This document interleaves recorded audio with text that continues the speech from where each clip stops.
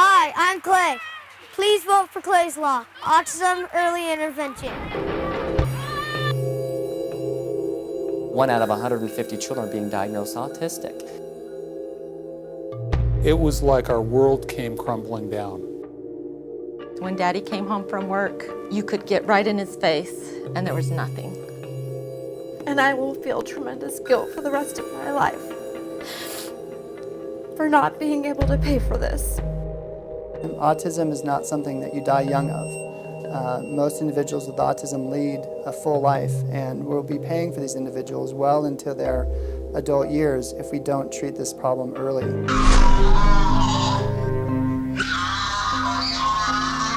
I don't take anything for granted anymore, the smiles, the hugs. I feel like I'm a mom doting on a baby sometimes because I know where he was and how far he's come. During his greatest tantrums, there was one point where he threw his head back into my face and gave me a bloody nose and a black eye. He tantrumed most of the day. Early intervention in this disorder affects the ultimate prognosis of the individual. We're born with more neurons in our brain than what we use, and as we learn, we make connections, and then we stop using these other ones. And in autism, we know that's gone awry. Tantrum kid. When Clay was diagnosed at age 2, it was recommended that we do an ABA program. Comprehensive treatment program for children with autism should entail 3 main things. One, it should start as early as possible. There's fairly good evidence that suggests that children who are intervened upon earlier do better. The second was that the intervention should be fairly intense, meaning at least 25 hours a week. And the third is that it should have a strong family component. Family should be actively involved. He started at age 2, and then by age 4.5, we had completed programs and he went into kindergarten unassisted. And at age 4, we had him reevaluated to see where he should be, and that's when his diagnosis was completely removed. The neuropsychologist said he no longer meets the criteria for an autism diagnosis or any diagnosis on the autism spectrum. One Clay is worth it, but when you can have 40 to 50% of the population of autism make it to be where Clay is, that will really make a difference. I remember the phone call from my daughter on her birthday when she found out that Sydney was diagnosed as being autistic. It shattered her world.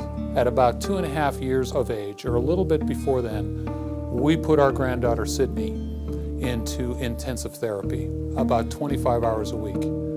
Fortunately, in our financial circumstance, we could afford that. Our families weren't in a position to help us at that time, and we finally just took a second mortgage out on our home, and we drained all of our savings and put everything onto our credit cards so that we could afford to pay for the initial treatment. Gotcha! This is my baby brother, Judge Whiffen. There's treatment and it works. There's just this big argument over who pays. And so it's either left on the backs of families to find the finances themselves, or their children go without. Eventually this will come around to haunt society. When I called my insurance company, they said autism is not a covered diagnosis and there's nothing you can do for it. So what is autism? It's a fast child growing disability. Can you stop? No! Why not? No! We brought our daughter in for an evaluation when she was 3 years and 3 months old. And it was clear to the psychologist within the first 10 to 15 minutes that she had autism. Unfortunately, these programs are not funded by insurance companies or by school systems here in Utah, and it is an out-of-pocket expense for the families. So a lot of families, after the initial contact, we don't hear from them because of the expense that they realize that they will be incurring. He didn't hear from me again because I couldn't afford it.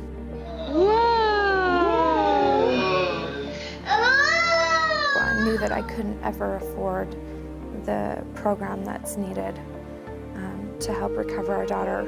And while I have seen improvements in our daughter, I know now that she's 4.5 that she may never be like Clay.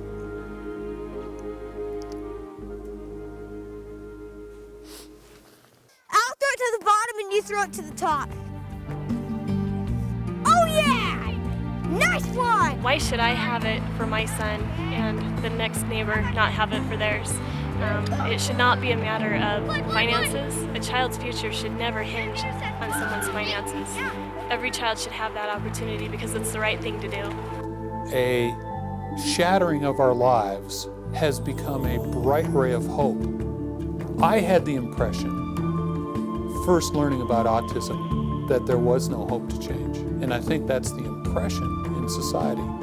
But this is largely, I would call it, curable. I've seen it firsthand that our kids can recover and they can live a normal, functional life. But the toll, financial toll that's taking on these parents is tremendous.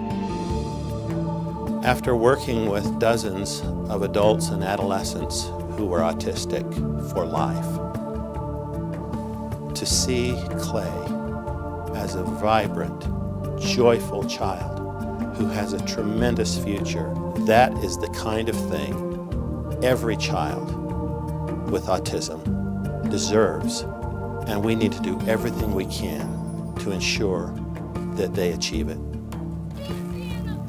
And don't forget to vote for Clay's Law.